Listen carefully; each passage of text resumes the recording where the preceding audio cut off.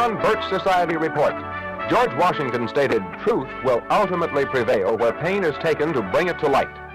Truth is the major weapon of the John Birch Society Report. We will return after these words from our sponsor. The John Birch Society Report presents this weekly broadcast to bring you commentary and analysis of today's events.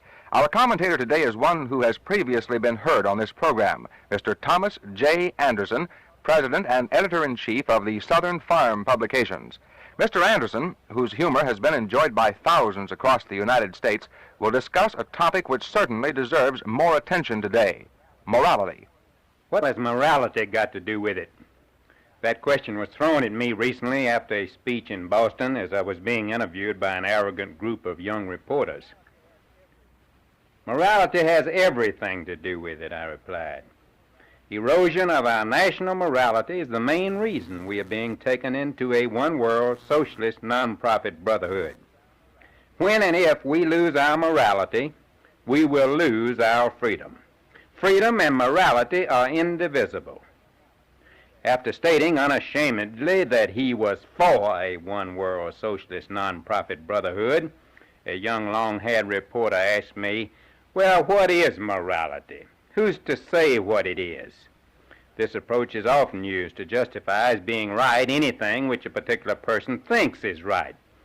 Thus, if a psychiatrist, a teacher, or the National Council of Churches leaders can convince young folks that free love is not sinful, if it's really love, then why abstain? This can sometimes be difficult for a teenager to ascertain in the back seat at a drive-in movie. Morality is what our Judeo-Christian religion says it is. If the collectivists can destroy our religion, they will destroy our nation, and they are well on the way. Our problem is not our housing slums, but our moral slums. Our poverty is not of food and clothing, but poverty of religion and morality. What makes a slum? People. Not slummy buildings, but slummy people make slums. The erosion of our national morality is a frightening thing to behold. It is not concentrated in the slums. Immorality pervades the White House, the Congress, the Supreme Court, the communication system, business, education, every facet of our life. And the rotten elements are at the top, not the bottom. Little criminals get their inspiration from big criminals who go free. The time could be approaching when the question will not be whether America can be saved, but whether America is worth saving. Only the moral deserve to be free. The Apostle Paul said, "Where the Spirit of the Lord is, there is liberty." The war for the world is not between haves and have-nots, blacks and whites, educated and uneducated. The war for the world is between good and evil, between God and atheism. How can we bring the world to God when we have godless leaders? How can we make communism fail when we are promoting it? How can we win the communist world and the non-communist world to freedom under God when our own leaders obviously don't believe in it? Edward Gibbon lists the following reasons for the decline and fall of the Roman Empire. 1, the rapid increase of divorce, the undermining of the dignity and sanctity of the home, which is the basis of human society. 2, higher and higher taxes and the spending of public money for free bread and circuses for the populace. 3, the mad craze for pleasure, sports becoming every year more exciting and brutal.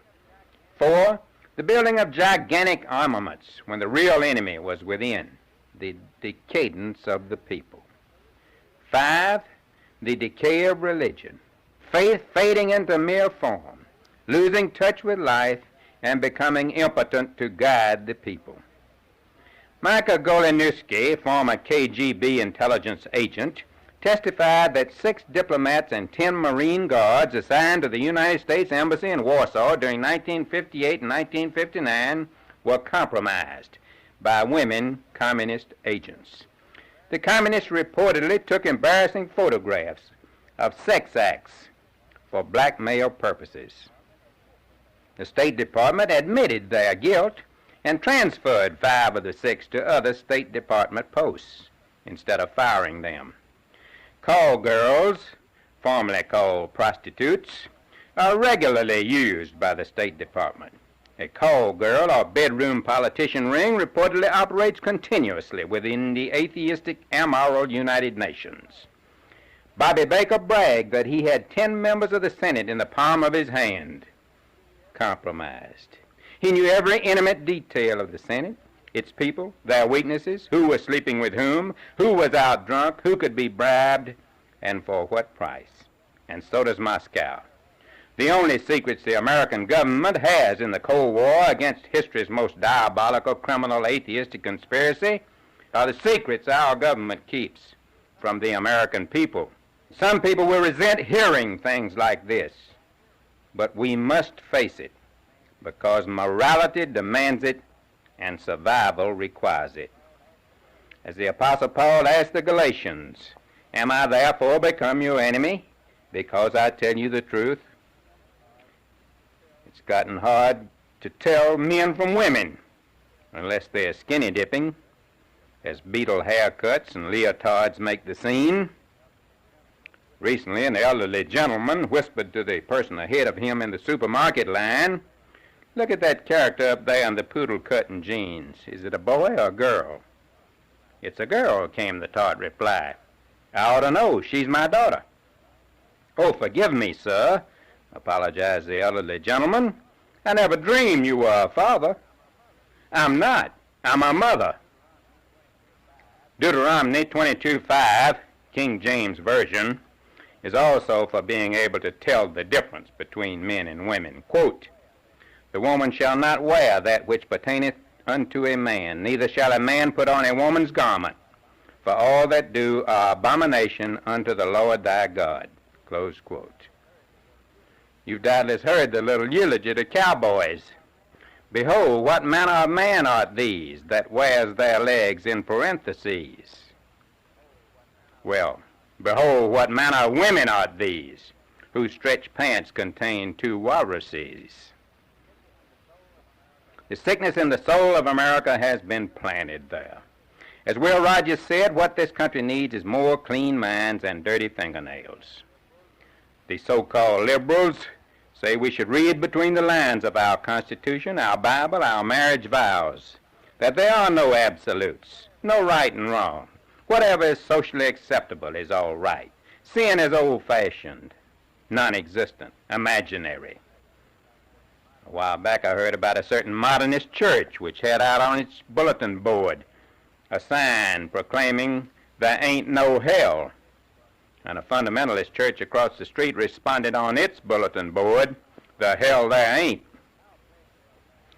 Our Pledge of Allegiance says, quote, "I pledge allegiance to the flag of the United States of America and to the republic for which it stands, one nation under God, indivisible, with liberty and justice for all."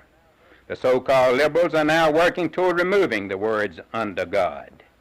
If under God does not belong there, then neither does indivisible. Religion and patriotism have been omitted from most school curriculums. College classrooms are now seedbeds for sowing agnosticism, atheism, collectivism, nihilism, belief in nothing. Even many preachers are promoting free love and communism. A group of preachers and church leaders in California a while back threw a stag dance for homosexuals. Some of the stags dressed as does, so the limber-wristed deers would feel at ease. If your preacher preaches a new moral code, what you need is not new values, but a new preacher. The modernists and collectivists claim Christianity has failed. It hasn't failed. It hasn't been tried. The leaders can't cleanse the country. The leaders themselves are unclean. Who is going to investigate the investigators? We, the people. That is the only way our country can be saved from the godless criminal conspiracy called communism. For our leaders who lack morality also lack courage. Courage and morality are blood brothers. People who have religion have courage and morality. People who have religion live religion. Many of the hypocrites who never miss church on Sunday are going along with the criminal takeover of our country by socialist, communist, atheists, degenerates, and slobs. These are businessmen who worship the church on Sunday and the dollar the other 6 days. People who won't listen to the truth, since it is impossible to know the truth and not be held responsible. People who ask, "What can I do?" and are afraid you'll tell them. People who say we've already lost, and who lack the integrity and the courage to identify with what appears to be the losing side. These people come in all economic, educational, religious, and racial circles. I don't hate them. I don't hate roaches, but I've never seen an attractive one. What can you do? Pray as if it were all up to God, and work as if it were all up to you.